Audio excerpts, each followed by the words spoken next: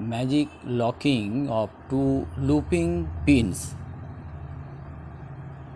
নমস্কার, এখানে দুটো লুপিং পিন, এই দুটো আমরা লক করব।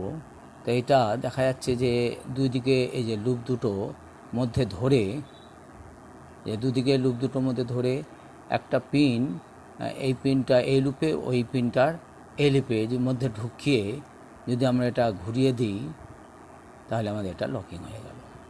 ঠিক আবার এই লুপ দুটো ধরে যদি আমরা ঘুরিয়ে নিই তাহলে আমাদের খুলে যায়। তাহলে এইভাবে আমরা হলো। ধন্যবাদ।